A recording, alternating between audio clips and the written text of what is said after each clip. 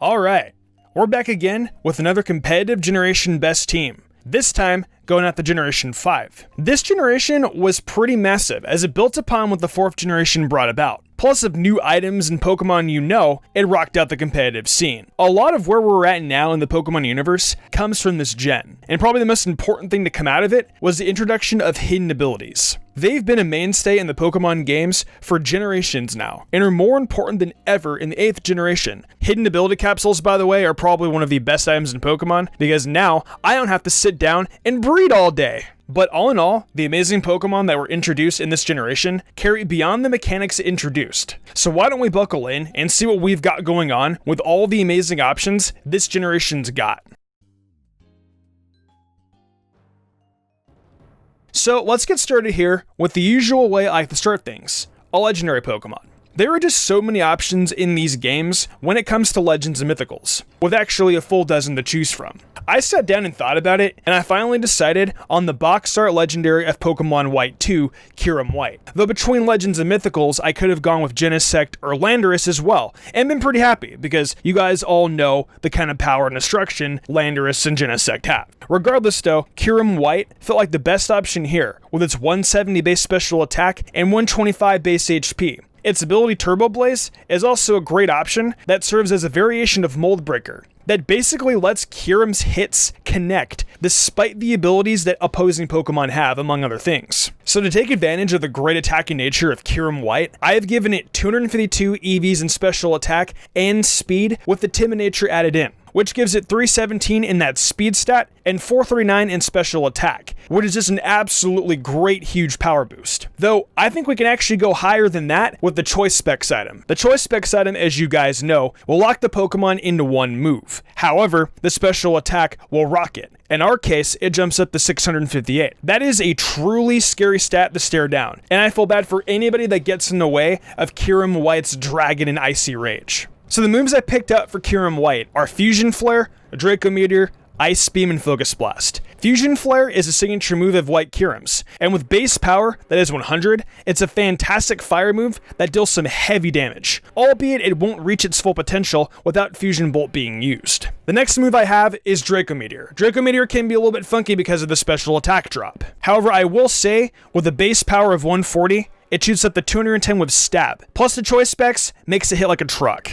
Next, we got Ice Beam, which is stab boosted from 95 base power to 142, and also has a 10% chance to freeze your opponent. So if you get freeze, you get to piss off your opponent, and that's always pretty fun. Finally, there is Focus Blast, which will be coverage for rock and steel types at base 120 power and a 10% chance to lower the opponent's special defense. It's a great coverage moves, and just suffers from poor accuracy. That's why Pokemon trainers like me call it Focus Miss. But despite the Focus Miss, White Kyurem is a fantastic lead for this team, and I'm pretty confident in it as a representative of the best team for Unova. Next up, let's continue with some raw power. Normally when I do these teams, I like to include a pseudo-legendary and a starter Pokemon on this team. But actually, I decided against doing that this time, so don't expect to see Emboar and Hydreigon today.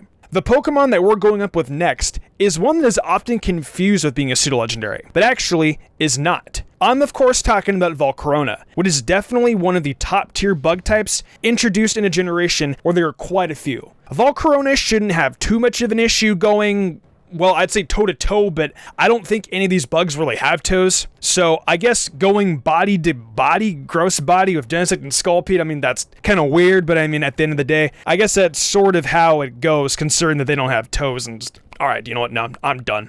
I'm sending Volcarona into battle with the Flame Body ability, which has a 30% chance to leave a burn on the opponent if it makes contact with the move. As for the stats, we're going to be focusing on building special attack and speed, much like what we did with Kyurem White. Volcarona has possibly even more potential than Kyurem does. I say possible though, and we'll get into that when we talk about the moveset. For now, I'm going to put 252 EVs into that base 135 special attack and base 100 speed. And I also gave it the timid nature because I think that Volcarona would benefit more off that. Those additions to the stats will give it 369 special attack and 328 speed. And with the set I've put together, those stats will only go higher. Also, before I forget, I want to bring up that I have given Volcarona the Lumberry, just in case some Pokemon thinks it's going to come in here and attempt to paralyze it or kind of get some stupid stats on me. Not going to work. Quiver Dance, Bug Buzz, Fiery Dance, and Giga Drain are the 4 moves Volcarona's going in with. And I gotta say, this Volcarona set I'm actually pretty proud of. So leading off, we got Quiver Dance, and as you guys know, Quiver Dance ups Volcarona's special attack, special defense, and speed by a stage.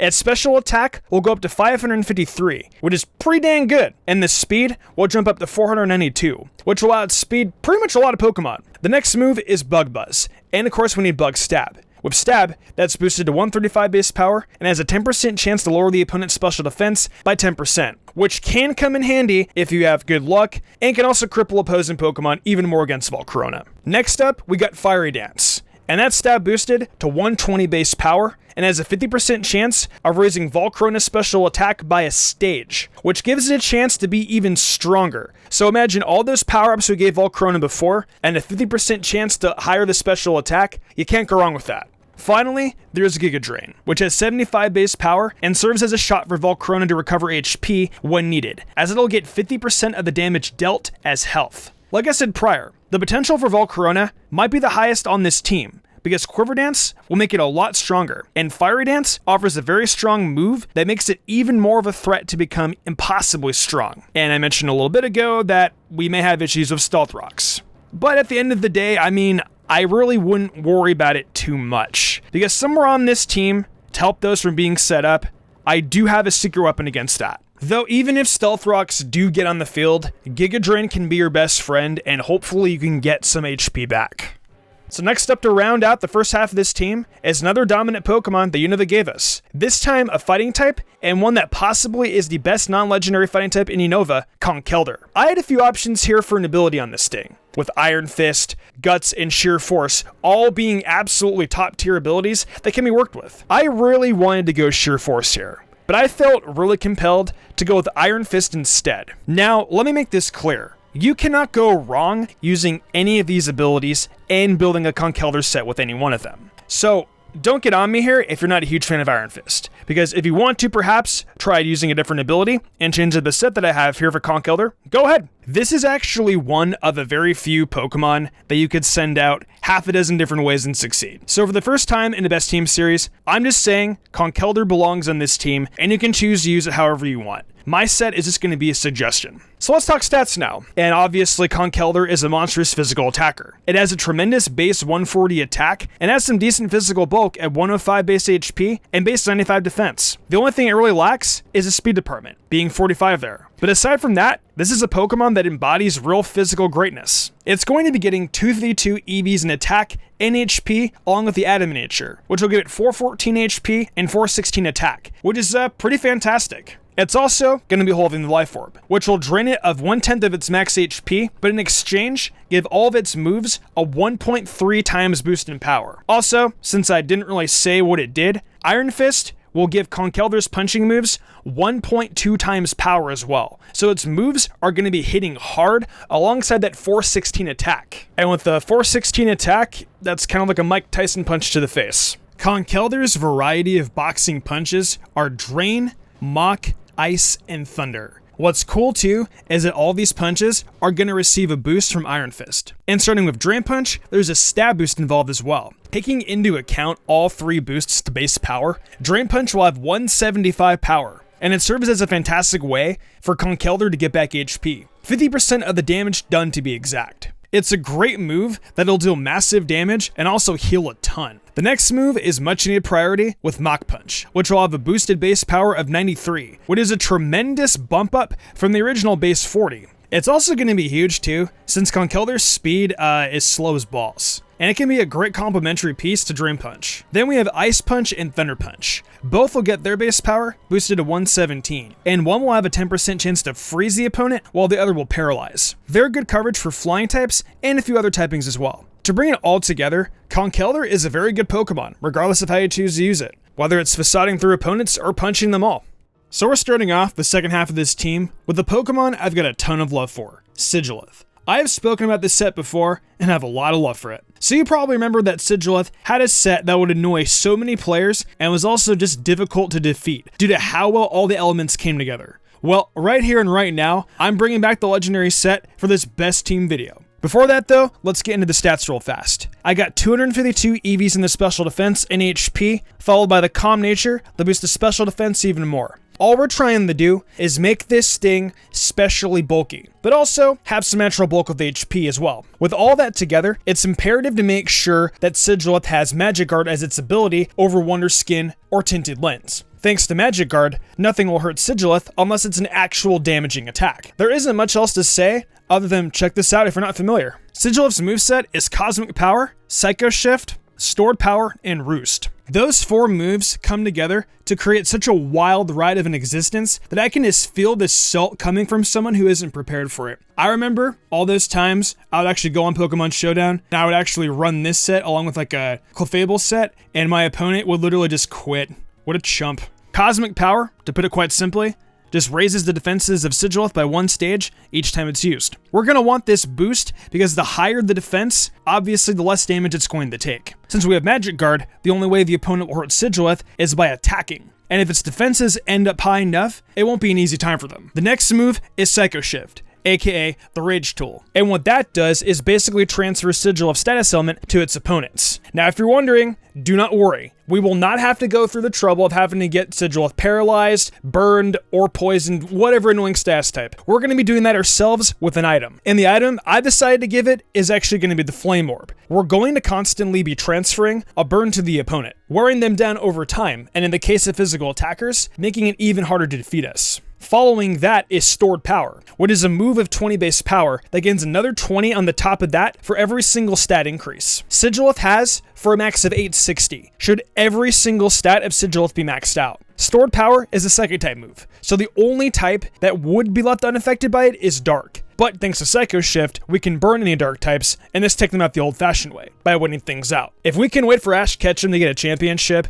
I'm sure we can all wait patiently for an opponent to dwindle down. With just +6 in both defense and special defense, the base power of Stored Power becomes 260. And when you add in the stab, it comes out to 390. And that is just nuts. Nothing will survive that move. And if they do, they're just not going to handle 2 of them. They're going to go down and get snapped. Roost is the final move on this set, and it's just to crush your opponent's hopes and dreams. They might think they have you beat if they're lucky enough to have chipped away at the extremely defensive Sigilith's health. But you'll just quickly roost most of it back, and that'll be it, causing the other player to get very, very mad and hopefully break his controller, or mouse, whatever you want to use in playing Pokemon Showdown. I have no idea. This Sigilith set is damn near broken and is legendary, and it honestly might as well be the best Pokemon on this team, because at this point in time, Sigilith is pretty much the poster child of anything Best Team Unova related. So cheers to you, buddy.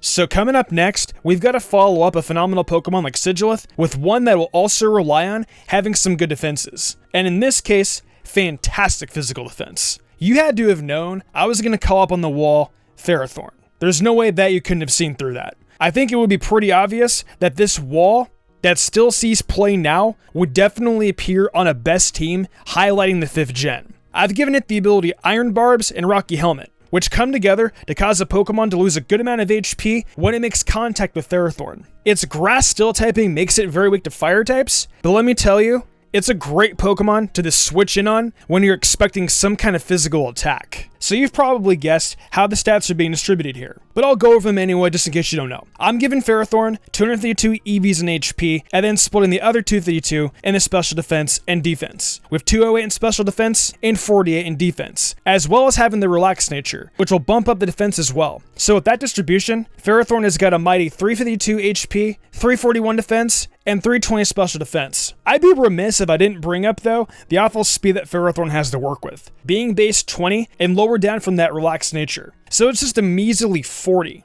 And you better believe, even though it's slow, I'm going to be taking advantage of that. Check this out. Stealth Rocks, Spikes, Gyro Ball, and Leech Seed are the moves I put together for Ferrothorn on this team. That's right, the most rage-inducing set you could ever think of. Oh, I cannot wait to see the salt poured on these people. Stealth Rocks get set up right away, and you guys already know how that works, and the benefit it has against several typings, like Flying, Bug, and Fire. With that last one being the most important one for Ferrothorn. Spikes have 3 layers that can be set up, and when all 3 are thrown down, it'll take a quarter of the opposing Pokemon's health upon switch in. Gyro Ball is a stronger move, depending on how much slower than the opponent Ferrothorn is. And a reminder here, its speed is 40.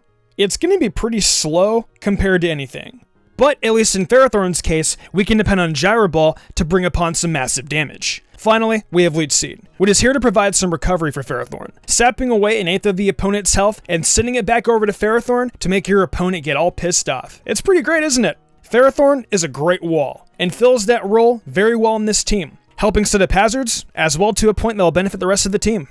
Alright, time to wrap up the last Pokemon on this team. And the last defensive mon I'm thinking about is probably going to be a Water and Ghost type. The Pokemon I'm talking about is going to be Jellicent, and it's going to be serving a similar role to Ferrothorn, but instead focusing very heavily on the special defensive side and preventing the opponent from doing things as opposed to just trying to hurt them. The ability Jellicent will be using is Water Absorb, giving you a switch-in option should you predict a Water-type move. It'll also be holding the leftovers as recovery, and that is a big part of getting the most out of Jellicent. You'll want to keep this thing around for as long as you can, because the moves on this thing will be important to have access to throughout your match. So when it comes to stats, as I mentioned just a moment ago, this is going to be a specially defensive Jellicent. So I'm giving it 252 EVs in that stat and HP to build up the bulk. So with the Calm Nature included, Jellicent's HP will be 404, and the special defense at 339. It's pretty simple from here, as you'll see with the moveset momentarily what I'm trying to do with Jellicent. Though, I'd like to mention you could try to run it as a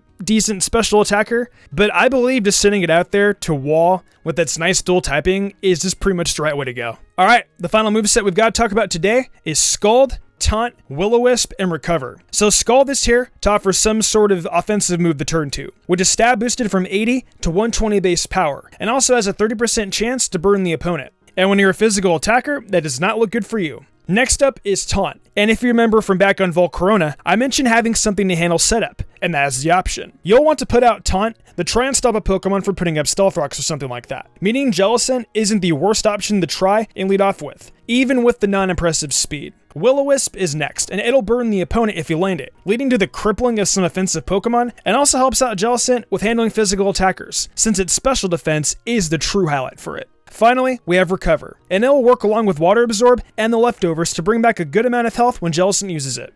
Alright, well that's going to do it for another generational best team. I think this is the best one we've done so far, and it'll be more interesting once we head into Kalos next time around. Because you guys know in Kalos that Mega Evolutions do exist, and that's definitely going to be a heck of a lot different than what we usually got here. But I want to know what you guys think though, so let me know down in the comments below what you think about this team, and if you use it in battle, let me know how it works for you. If you enjoyed the video, why not leave a like and subscribe to my channel with notifications on, that way you never miss an upload. If you want to support me further, consider following my Twitch where I stream all sorts of games from Pokemon to Fire Emblem to Zelda and much more. I also have an anime channel called MysticSage where I do anime reviews, rankings, and countdowns. So if you're interested in that kind of content, go ahead and check that out as well. If you want to support me even further and gain cool perks, check out my Patreon. These lovely people have all given me their support over there and I couldn't be more grateful to them. I think I'm gonna wrap this up though. I'm Mystic Umbreon and I will see you in the future for more awesome Pokemon content.